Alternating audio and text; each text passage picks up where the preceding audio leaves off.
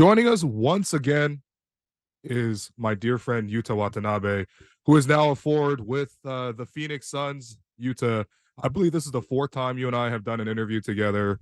Yeah. So I just want to say, man, thank you for always making time. You're literally calling us from this is after Suns practice? What's going on here? Yeah, this we just had a practice, so yeah, that was a practice. Yeah. Got you. This guy literally went from guarding Kevin Durant in practice to talking to me. I appreciate it, man. I appreciate it. Yeah, Okay. of course, of course. So obviously, for people listening on the Raptors show, they know you because you spent 2 years with the Raptors. Mhm. And I wanted to ask you a couple questions, especially about the Raptors, and then about what you've done in your career and your life since playing on the Raptors. Yeah. I want to take you back to when you first signed with Toronto.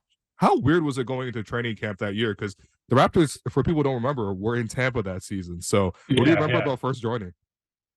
Um, like I just did 2 years, 2 ways with the Grizzlies, and no one really offered me. And Raptors is I think one of the two teams that wanted me in the training camp. So and I knew Raptors has like great organization, like great development system, all kind of stuff. So I told my agent, yeah, just let me just go to the training camp. So, but that was just like I said, that was in Tampa. That was a little weird, but the weather was nice. I liked it, and everything kind of worked out. So I really appreciate that. Raptors gave me a chance. Yeah. Take us through what the setup was like in Tampa, right? Because you guys were playing in a ballroom for practice, and I think you guys lived in the hotel above. Is that correct? Yes. Yeah. And I think some guys find their apartment or condos.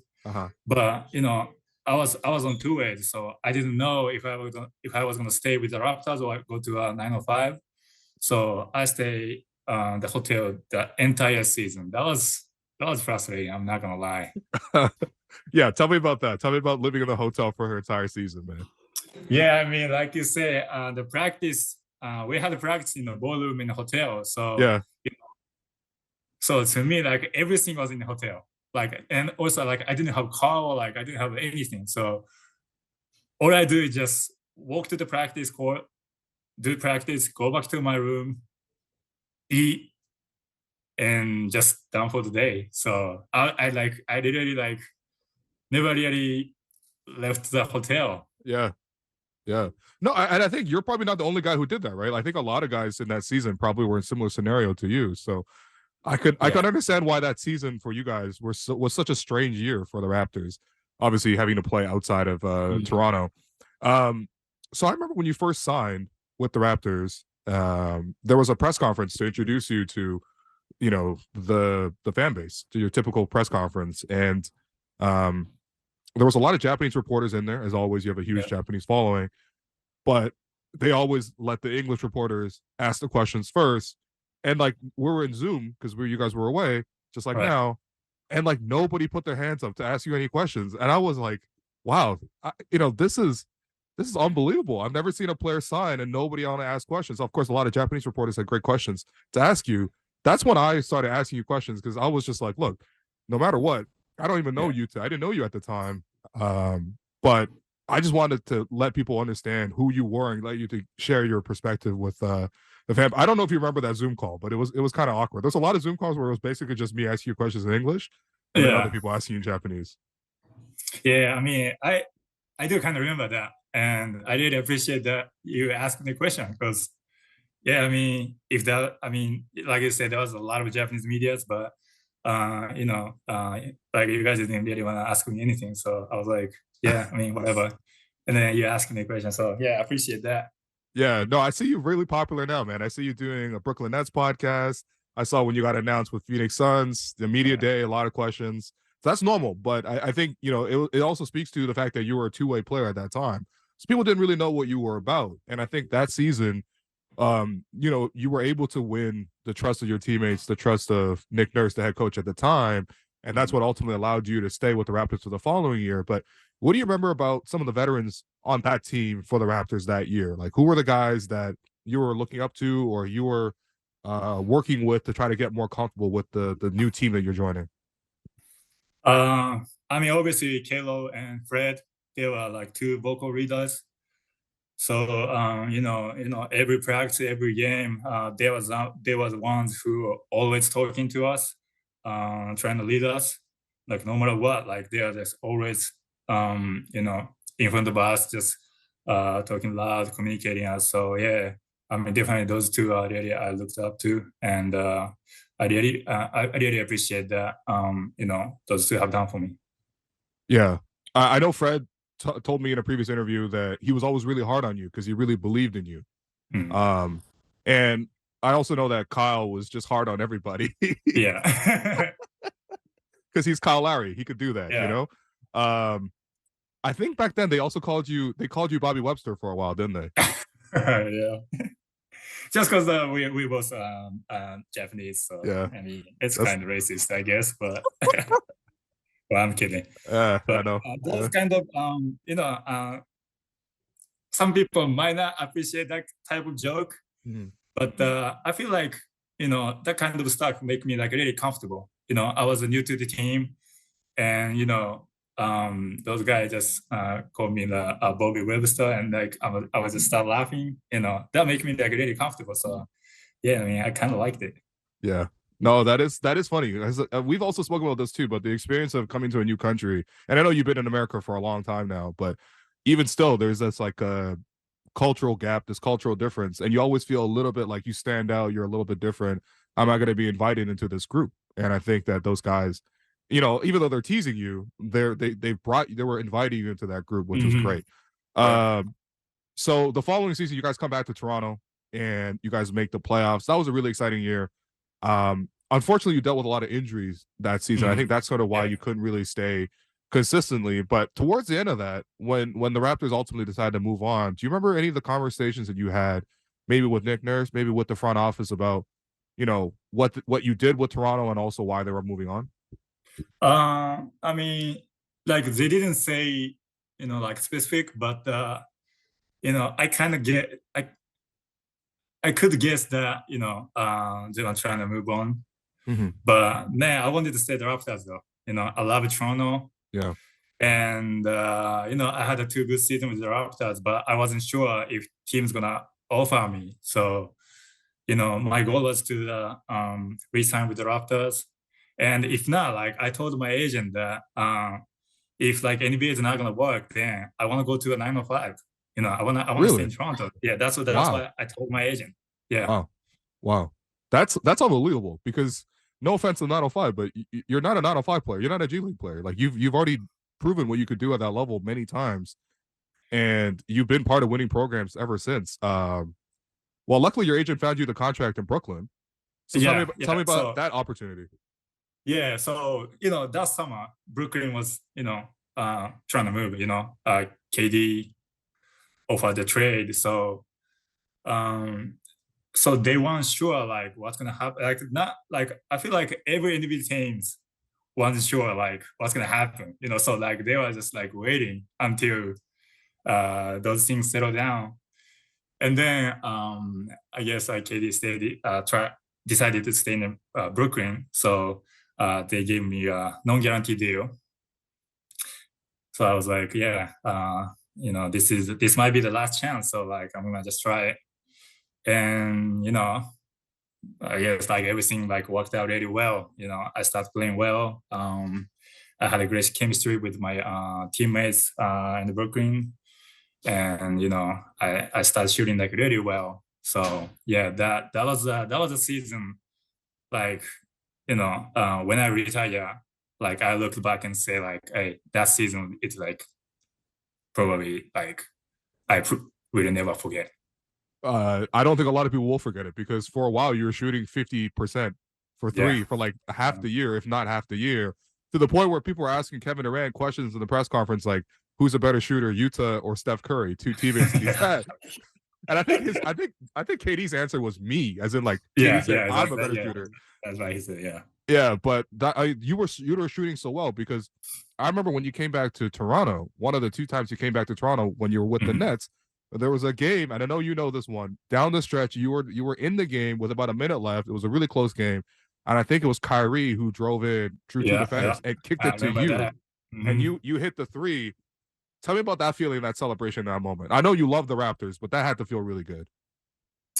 Yeah, I mean, uh, like I felt good because not just against the Raptors, but the fact I was still in the game, like when we are like up one, down one, and the fact that Kyrie he could just lay it up, like Mm-hmm. Yeah. he could just like shoot it, but instead he decided to pass me the ball. The trust we had, I mean, that felt really good, and I mean, that's kind of like one of my ways to appreciate the Raptors, to show the fans that I didn't appreciate it. I'm yeah, I just saying. mean, I I know would have. like I would appreciate if you missed. at that time, like I know you guys are mad, but after the game, actually, like a lot of Raptors fan reached out to me through the social media, Yeah. and they were like, "I'm happy for you, like congrats, all kind of stuff." So yeah, I was. I mean, that really explained like how much Raptors fans really care about even like former Raptors. And I was like, wow, like this is great. So like I really appreciate the Raptors fans. That's incredible. And I think you probably already know this, but the reason why every team that you go to, whether you started in Memphis, going to Toronto, Brooklyn, and now in Phoenix, is the same way. You're a really humble guy. You're really just like probably one of the most humble NBA players, but you also only ever play for the team. And every fan is going to be able to respect that and relate to that. And it seems like, a lot of star players have been able to, gravitate to you because it seems like KD really likes you. I mean, Mhm. your teammates again in Phoenix. Yeah. Tell me about your relationship with Kevin Durant. Yeah, I mean, like we are both kind of quiet, but we were competitor, hard worker, uh, and like we had a great year in the Brooklyn last year. I mean, we didn't finish the way that we wanted it, but still like we are teammates again, and trust we had last year and this season. Yeah, I mean, I'm just so grateful that I'm able to play with him and to be able to see how much he put in the work every day, every night. So Yeah, he is. If you could steal one skill from Kevin Durant, what would it be? most of the time, If you could take one skill that he has, maybe oh, one one shot. skill. Yeah, what Yeah, I what, what would mean, it be? Because obviously he's it, got a lot to choose from. man, that's hard. I mean, those mid range game. Yeah, I mean, he doesn't miss. And like the crazy spot is like if he miss, that's like that's not because of the defender. That's it. He just missing. yeah, yeah, If that makes sense. yeah, yeah, Like yeah. I remember last year in the training camp, I had to guard Kevin Durant like every practice, and I feel like, hey, like I just did a great defense, and he just catch, Yeah. and then like once in a while he missed it, and I was like, I mean, like I didn't do anything. He just missed it. Yeah, that's got to be a So terrible feeling because you're working yeah, your hardest to try to stop yeah, him, but you literally yeah. can't stop him. But That's, it's good that you guys are teammates then because you only got to do that in practice instead of in the yeah, game. yeah, Um, okay, so last year, obviously with Brooklyn, it was really good, and then obviously the trades happened. KD, moved on. Kyrie moved on. I just imagine it was a really chaotic year just because of all the trade speculation. But at the same time, you guys also played really well as a group. I thought you guys could really do something last year with Brooklyn. You guys had a really good offense. You guys shot the ball really well. Mhm. But whatever, things didn't work out. In the summertime, another big moment for you. So you're able to represent Japan in the World Cup, and you got to play at home. I mean, Mhm. Okinawa's not home, but you were able to play in Japan at home. Yeah, yeah. And you guys, I remember watching that tournament so much because Canada was in it too, and Canada ultimately won the bronze. But I always watched Mhm. your games too because A, you get to score a lot more when you play for Japan. And Right. B, I loved how you guys played. That comeback you guys against Finland, I think that was one of the Mhm. first times an Asian team has defeated a European team at the World Cup. Yeah, Take yeah, me through that game and your feeling there, because obviously they have Laurie Markkinen. yeah. I mean, that was a really like tough game. I was dealing with the injury, so I didn't play well that game. I was limping my leg, like I couldn't really move. But my teammates did a great job. Just stay locked in. Like I think we were down by like 18 or like even 20 at like in the third quarter. Yeah. And in like in a NBA, it's so fast and like everybody's like so good at it. So it's kind of easy to come back even like when we are down 20. Yeah. But in the FIBA, like pace is a little bit slow. Um, there's no defensive 3 seconds. So like everything packed. So it's kind of like hard to come back in the FIBA games, especially like against those great teams. But we stick together. We locked in and we never gave up. So and the fans was great though. Oh yeah. The arena was so loud. So man, that was a definitely historic win for us. And even though I didn't play well that game, I was really emotional after the game. Yeah, I remember seeing the pictures and the video after the game. I gotta say, Japan held it down for all of Asia, okay? Because I feel like a lot of the Asian teams really struggled. I thought it was a little disappointing for the Philippines, definitely a little disappointing for my Chinese team. But for you guys had, I think you guys had 2 wins too, which I think was pretty key. We won 3 games. 3 games. Sorry, my bad. Yeah, we won 3 games. Yeah. I think you guys had 2 big comebacks. That's what I'm remembering. So there's another game you guys came back to win the game. Yeah. Okay, so then you signed with the Phoenix Suns in this summer too. Take me through that decision. Was it Kevin Durant? Did he call you? He's like, Yuta, we got to team up again. What was the decision making? Oh, he reached out to me. Are you serious? Wow. Yeah. So I mean, like when I look at the phone, I was like, wow. I mean, Kevin Durant reached out to me. Yeah. He told me that he wanna play with me again. I was like, I mean, there were like some other teams offered me too. So, but I mean, KD is obviously one of the reasons why I choose Phoenix. Yeah, no doubt. Man, what that's such a good feeling, honestly. Yeah. Such a good feeling. Yeah. It turns out if you shoot 50% for 3 for a whole season, teams will be calling you a lot more.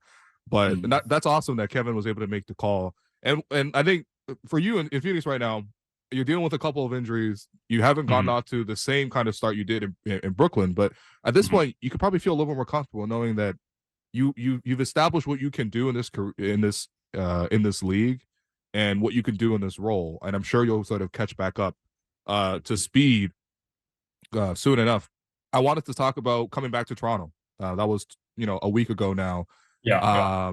Besides me and Alex coming up to you and demanding your phone number and you saying no, what were your favorite memories about coming back to Toronto? Because I saw you say hi to a lot of people. I mean, I think it. Yeah. I mean, to see my teammates when I was in Toronto, coaching staff, fans, like the great part was like during the game when I don't play, I always like go ride the bike, like stationary bike. Okay. And there's like behind the bench, and I was riding a bike, and the fans behind me or fans in front of me were like, "Hey, like, what's up, Yuta? Like I'm happy for you." Like everybody, like start talking to me, like congrats me, like on everything. So yeah, I mean that was really great. And obviously, like I missed the city too, like the Toronto, like that's like my favorite place. Wow. So yeah, it was good to be back there, and I played like really bad on that game. No, come on, it's okay. It's okay. It's okay, but also we lost, so I was mad after the game. But at the same time, it feels like really good to be back in Toronto. Like every time I go there. Yeah. No, we're always happy to have you. Well, speaking of your love for Toronto, this is where I have to pivot into a more shameless portion of this interview. So, as you know, your dear friend Shohei Ohtani is a free agent. He is maybe the most sought after person in all of baseball. Everybody wants to sign Shohei Ohtani. it seems like it's down to the Dodgers and then the Blue Jays here in Toronto. As you can see with this jersey, you're actually like really good friends with Shohei, right? Like I'm not over exaggerating. Yeah. Yeah. So I guess, yeah. you are great friends. Let's just say you're best friends, okay? I'm just gonna say you're best friends. And you have also played in Toronto. You know what it's like in Toronto. You know the vibe. You know the city. You know how nice it is in the summertime when they play baseball here. Right. Please tell you if he was to call you, if Shohei was to call you, what would you tell him about Toronto? Yeah, Not, I'm gonna just tell him like, how great the city is, and like fans and like people. And like you said, the summertime is like really nice in Toronto. So yeah, I'm gonna tell him all the good stuff about Toronto. yeah. Yeah. I know in your How you heart you guys want feel, him. guys? I know in your heart you want him to sign in Arizona so you can go see him more Yeah, often. D-Bucks just went to World Series, so I was kind of hoping that, They don't need him, bro. They don't need him. It's all good. It's all good. yeah. We need him. We need him in Toronto, okay? No, Also, like the pitcher for the Blue Jays Kikuchi. from the yeah, Yeah. him and Shohei went to same high school. So I mean, I think they got the good friends relationship. So you guys have like big chance, I think. Okay. You know, this is going to be in headlines everywhere now. That best friend Yuta Watanabe says Shohei is signing Toronto. No, I'm kidding. I'm kidding. Last thing before we go. Yeah. When you were back in Toronto, we hand you the shirt because and it has Yuta Tabuse on it. So you're actually not the first Japanese player. You're not even the first Yuta to play for the Phoenix Suns. Right. For the people in North America, because he only played a very little short amount of time in North America. Can you tell us what his game was like and what his importance is in Japan? Yeah, I mean, like you said, he was the first Japanese to ever make it to the league. So that game, I still remember. Like I was 9 or 10 years old back at that time, but I was watching the game, and when he stepped on the court, I was screaming like we were so happy. Like every fans went crazy. And he just became pioneer. So that really made me feel like, okay, like it's possible. Like a Japanese just made it to the league. It's not impossible anymore. He just made it. So yeah, I mean, he just great impact. He had a great impact on the Japanese basketball team, and it also me, and I'm sure to Rui too. And I'm just hoping that I can have same type of impact to the younger generation now, because still like only 3 Japanese player playing in the league, like Yuta Tabuse, me, and Rui Hachimura. I wanted more, and I think it's possible. So I want a lot of young guys to dream to be an NBA player, and I want them to try it. Yeah. Well, you're going to be the example for this generation. You and Rui are going to be the example for this next generation of Japanese fans. So that's awesome. You forgot to mention that Yuta Tabuse was like 5'6". If a 5'6" Japanese guy can make the NBA, I think a lot of people might be able to make the NBA. Yeah. So he's a legend for sure. Okay, Yuta, we've taken a lot of your time. Thank you so much for calling us from Phoenix. Yeah, and thank you. hopefully we'll get ramen next time, but we'll see. Yeah. Okay? I couldn't go Eastern this time, so I was mad too. I didn't have time. It's okay. You could go with Shohei next time he's in Toronto. Yeah. Okay. Okay. See you, Yuta.